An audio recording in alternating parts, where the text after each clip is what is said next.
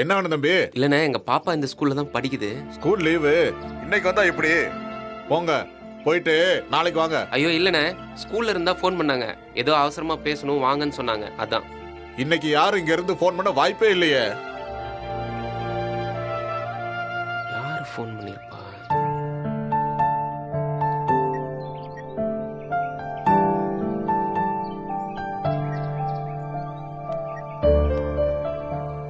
நான் தான் வர சொன்னேன்.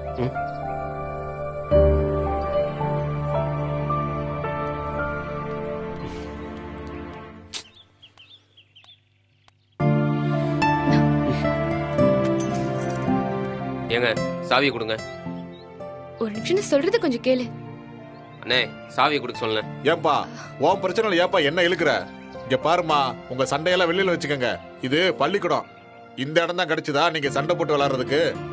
இங்க பாருங்க, நான் டாக்டர். என் பேரு மலர். உங்க கரெஸ்பாண்டன்ட்க்கு நான் ஃப்ரெண்டு. உள்ளதானே ஒரு வீடு இருக்கு. கால் பண்ணி வேணா அவர் வர சொல்லவா? வேணாம் வேணாம் மேடம், நீங்க பொறுமையா பேசிட்டு நிதானமா கிளம்புங்க.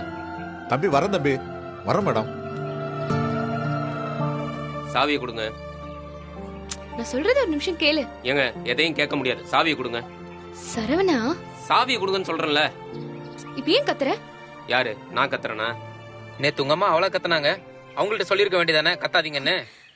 என்ன நடந்துச்சுன்னு ஒரு நிமிஷம் கேளு. ஏங்க நான் எதுக்குங்க கேட்கணும்? நேத்து நாங்க சொல்ல வந்தது நீங்க கேட்டீங்களா? இல்ல இல்ல, நான் மட்டும் எதுக்குங்க கேட்கணும்? அன்னைக்கு என்ன நடந்துச்சுன்னா நாங்க மொத்தமா கொத்த அவமானப்பட்டோம், அது மட்டும் தான் நடந்தது. சரவணா சாரி. சாரி சொன்னா சரியா போச்சா? நாங்க பட்ட அவமானத்துக்கு பதிலு அதுக்குதான் உங்க அண்ணன் எங்க அண்ணிய வந்து திட்டிட்டு போனாங்கல்ல, அப்புறம் என்ன? இங்க பாருங்க, நான் உங்ககிட்ட வீட்டுக்கு வரலாமான்னு கேட்டனா இல்லையா? ஒன்னும் பிரச்சனை இல்ல, எங்க அண்ணி கிட்ட நான் பேசிக்கிறேன், நீங்க தாராளமா வாங்கன்னு சொன்னீங்களா இல்லையா? ஆமா, வர சொன்னேன். வாங்க வாங்கன்னு வர சொல்லிட்டு அப்புறம் வீட்டுக்கு வந்தவங்களை அசிங்கப்படுத்தினா என்னங்க அர்த்தம்? அதை எக்ஸ்பிளைன் பண்றதுக்காக தான் வர சொன்னேன். பேச விடாம இப்படி சண்டை போட்டா எப்படி? இங்க பாருங்க, உங்களுக்கு எனக்கு எல்லாம் முடிஞ்சு போச்சுங்க. தயவு செஞ்சு சாவி கொடுங்க, ஆளை விடுங்க, அவ்வளவுதான். போட்டேன்னா சொல்லிட்டே இருக்கேன், சும்மா குதிச்சுட்டே இருக்க. இந்த வண்டி ஸ்டார்ட் பண்றா.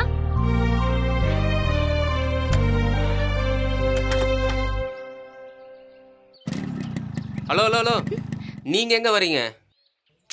ஒழுங்கா நான் சொல்ற ஹாஸ்பிட்டலுக்கு வண்டியை விடு. எதுக்கு? கேள்வி கேட்ட முதுகுல ஒண்ணு போடுவேன். எடுறா.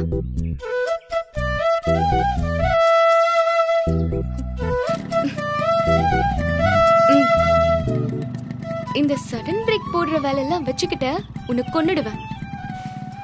எந்த ஹாஸ்பிட்டலுங்க போகணும்? முதல்ல மெயின் ரோடுக்கு போ, சொல்றேன்.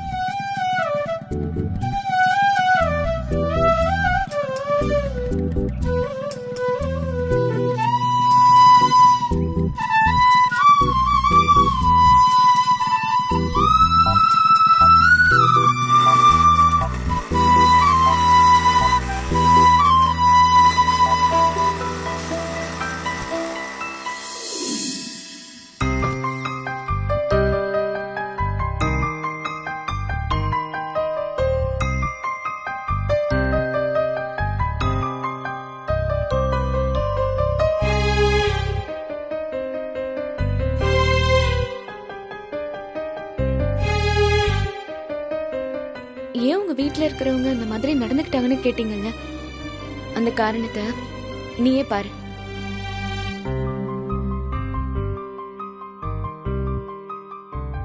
இவ வேற யாரும் இல்ல, பாரதியோட அக்கா கலை.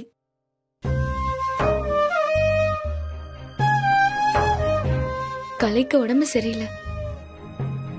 நீங்க எல்லாரும் வீட்டுக்கு வந்தப்போ அண்ணி கோவப்பட்டதுக்கு காரணம் இதுதான். என்னால அப்ப எதுவுமே பேச முடியல.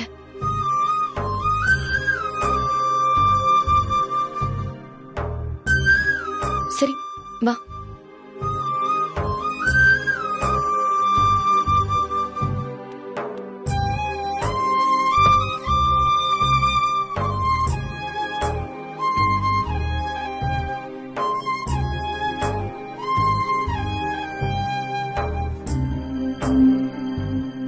கலைக்கு திடீர்னு உடம்பு சரியில்லாம போயிருச்சு. ஆம்புலன்ஸ்க்கு ஃபோன் பண்ணிட்டு பதட்டமா எல்லாரும் காத்துட்டு இருந்தோம். எல்லாரும் ரொம்ப பயந்து போயிருந்தோம். நான் வீட்டில் ஃபர்ஸ்ட் எய்ட் பண்ணிட்டு இருந்தேன். அப்பதான் நீங்க எல்லாருமே வந்திருந்தீங்க. என்னால கலையை விட்டு நகர கூட முடியல. சத்தம் கேட்டு நான் வெளியே வந்து பார்த்தேன். அப்ப பிரச்சனை ரொம்ப பெருசா போயிட்டு இருந்தது. பொண்ணு கேட்டு வந்தது தப்பில்ல, நீங்க வந்தப்ப இருந்த சூழ்நிலை தான் தப்பாயிருச்சு. அந்த சூழ்நிலையில அண்ணி எதையும் கேக்குற மனநிலையில இல்ல. நீங்க எல்லாரும் பாக்குற மாதிரி கலை ஒன்னும் நார்மலான குழந்தை இல்ல. அவளுக்கு மெடிக்கலா நிறைய பிரச்சனை இருக்கு. நான் இந்த வீட்டுல அண்ணி கூடவே இருக்கிறதுக்கு முக்கியமான காரணமே கலைதான். அன்னிக்கு குழந்தைங்கன்னா உசுறு. குழந்தைங்களுக்கு ஒண்ணுன்னா அவங்களால தாங்கிக்கவே முடியாது. இதுவே ஒரு சாதாரணமான நாள்ல நடந்திருந்ததுன்னா அண்ணி இத பொறுமையா தான் டீல் பண்ணிருப்பாங்க. இப்படி கோவப்பட்டிருக்க மாட்டாங்க. ரெண்டு எதிர்பார்க்காத விஷயம் ஒரே நேரத்துல நடந்ததால அவங்களுக்கு எப்படி ரியாக்ட் பண்றதுன்னே தெரியல. சாரிங்க.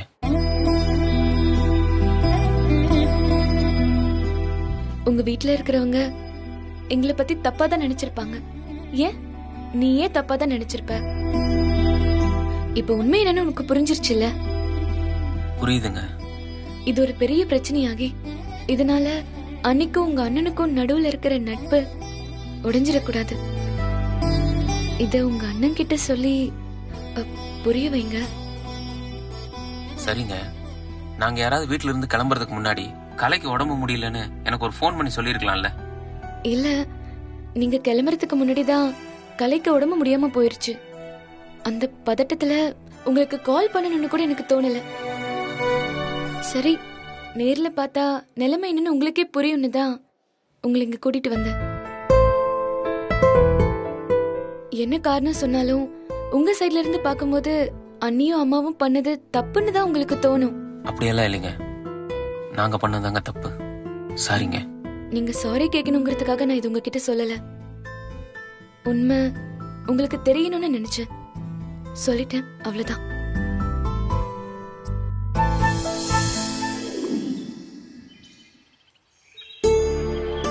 விடுப்பா, இன்னும் எதுக்கு அதையே யோசிச்சுட்டு இருக்க? அவங்க திட்டினாங்க, பதிலுக்கு நீ அவங்கள காட்டுன்னு காட்டின, அவ்வளவுதான், முடிஞ்சு போச்சு, விடு. இன்னும் ஏன் அதையே நினைச்சிட்டு இருக்க? இல்ல ஜஸ்டிஸ், சில பேரை பத்தி நம்ம மனசுல ஒரு அபிப்பிராயம் இருக்கும். அவங்க நம்ம நினைச்ச மாதிரி இல்லைன்னு தெரியறப்ப கஷ்டமா இருக்கும்.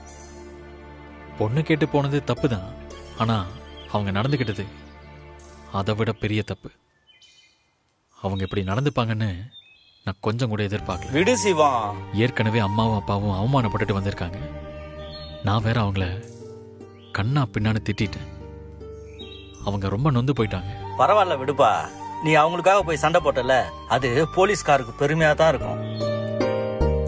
என்ன, உங்க ரெண்டு பேருக்கு நடுவுல ஒரு நல்ல இது இருந்துச்சு, அது இப்படி அறக்குறையா முடிஞ்சு போச்சேன்னு நினைக்கும் போதுதான். டைகரு, இல்லப்பா, அதை பத்தி பேச வேண்டாம்.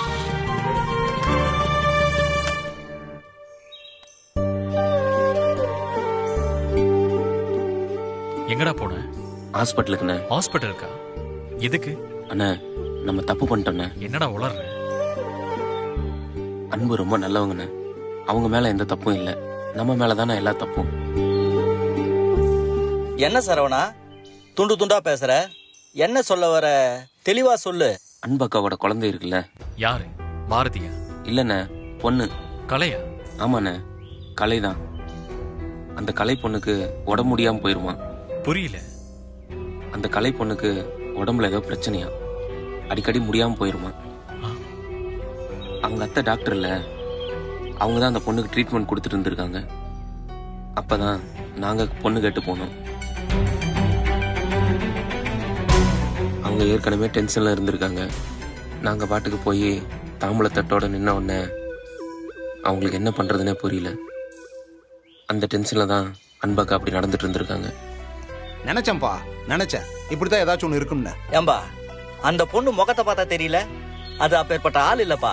எனக்கும் கொஞ்சம் கோவமா தான் இருந்துச்சு, ஆனா இப்ப தெளிவா ஆயிடுச்சு. சரவணா, நீ சொல்றதெல்லாம் உண்மையா? ஆமாண்ணே, அதுக்கு தான் நான் இப்ப ஹாஸ்பிட்டலுக்கு போயிட்டு வரேன். அவங்க அத்தை தான் என்கிட்ட இதெல்லாம் சொல்லுச்சு. நான் போய் கோவப்பட்டப்ப கூட அவங்க எதுவுமே என்கிட்ட சொல்லலையேடா. ச்சே, தப்பு பண்ணிட்டேனே. அப்பா அம்மா கிட்ட கோவப்பட்டாங்கன்னு உடனே எனக்கு எதுவுமே தோணல. அவங்க மாமியார் வேற கூடவே இருக்காங்க. பாவம்பா அந்த பொண்ணு. மாமியார் ஒரு பக்கம், உடம்பு சரியில்லாத குழந்தை ஒரு பக்கம். அந்த நேரத்துல நாம தட்டை வேற தூக்கின்னு போய் நிக்கிறோம். அதுக்கு என்ன செய்யறதுன்னு தெரியாம தான் அப்படி பேசிடுச்சு. ச்சே, முட்டாள் மாதிரி நடந்துக்கிட்டேனே. அண்ணா விடுண்ணே, நீங்க என்ன தெரிஞ்சா பண்ணீங்க? நீங்க அன்பக்காவை பாருங்க, ஒரு தடவை பேசுங்கண்ணே, எல்லாம் சரியாயிரும். சரவணா அண்ணா, கலையை எந்த ஹாஸ்பிட்டல்ல சேர்த்திருக்காங்க? எஸ்என் ஹாஸ்பிட்டல்ல. சரி, நீ போ.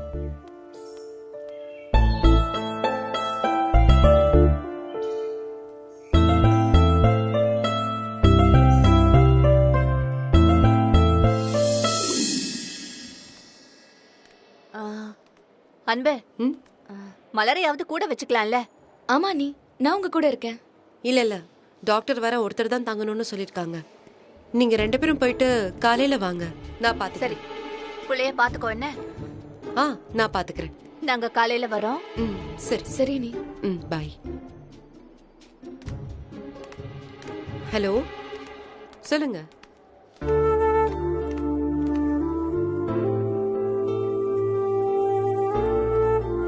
அப்படின்னு தான் சொன்னாங்க. இல்ல இன்னும் சொல்லல.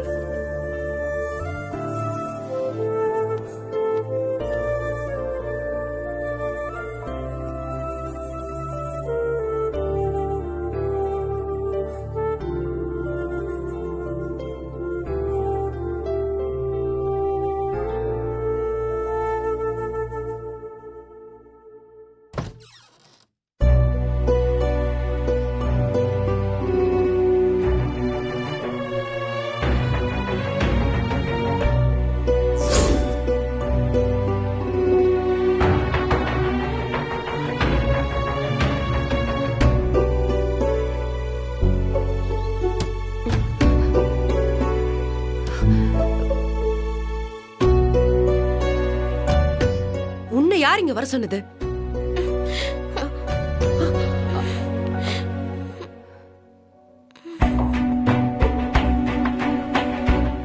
வெளியே வா.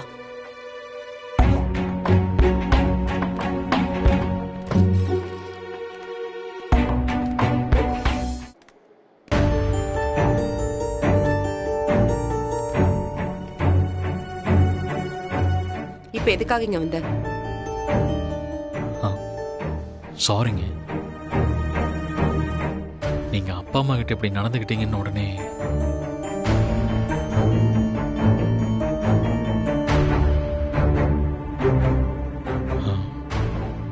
எனக்கு ரொம்ப கில்ட்டியா இருக்குங்க. உங்க நிலைமை தெரியாம நான் கோவப்பட்டுட்டேன். சாரிங்க. உறவுகளால நான் பட்ட காயம் அதிகம்.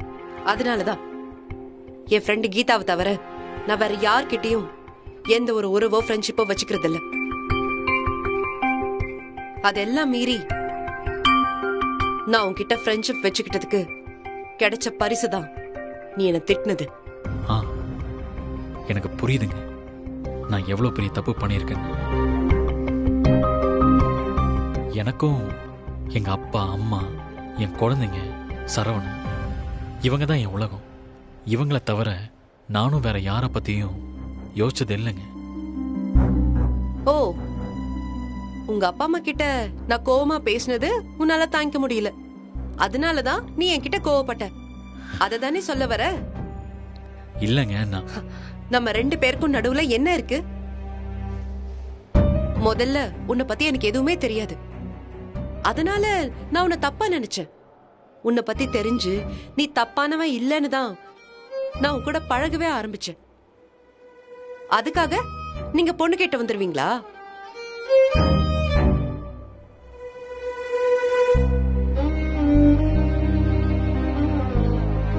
ஒரு பொண்ணு சிரிச்சு பேசினாலே அவ நம்மள காதலிக்கிறான்னு நினைக்கிற மத்த ஆம்பளைங்க மாதிரி தானே நீயும் இருக்க.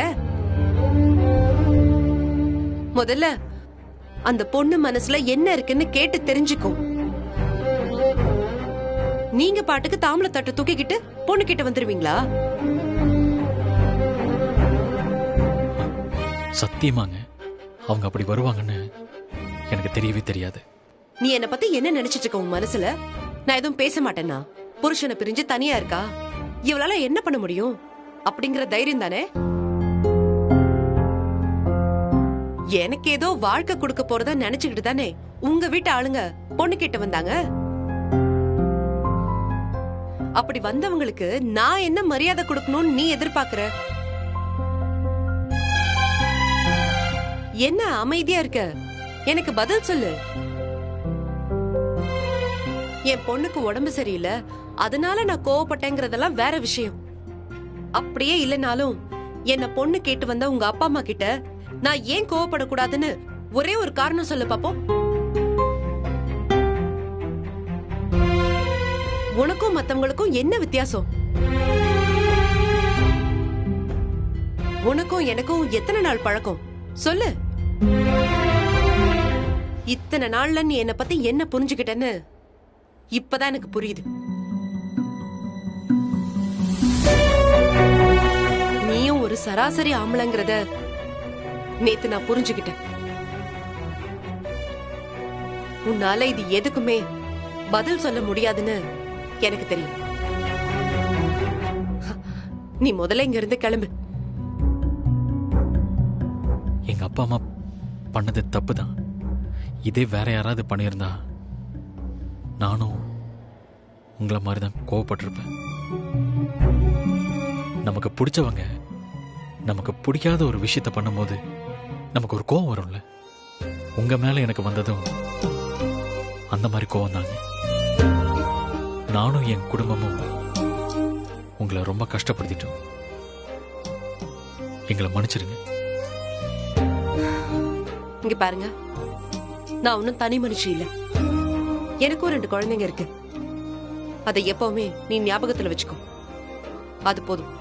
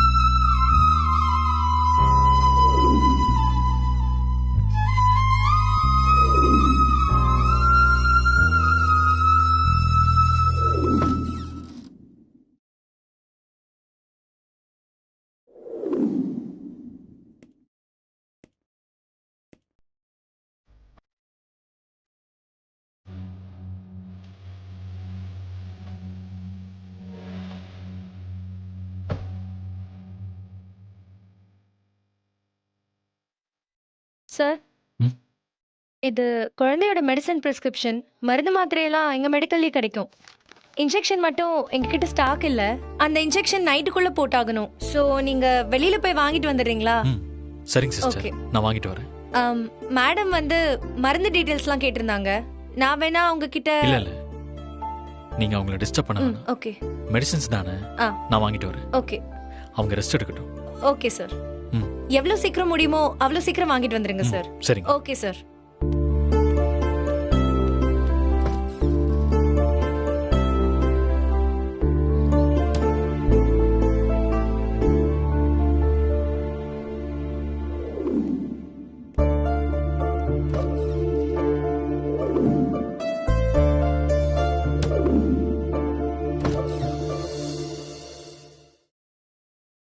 என்ன சார், கிடைச்சதா இன்ஜெக்ஷன்? கிடைச்சது. இந்தாங்க. சார், நான் வேற இன்ஜெக்ஷன் தானே வாங்கிட்டு வர சொன்னேன். நீங்க மருந்தே வாங்கிட்டு வந்திருக்கீங்க. பரவாயில்லைங்க. சரி, ஓகே சார்.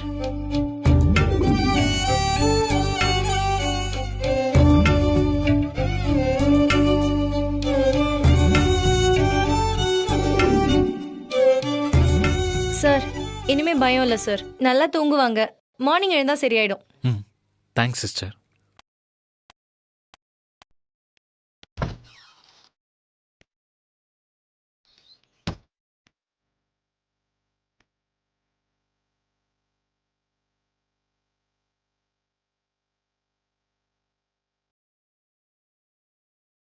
கலை,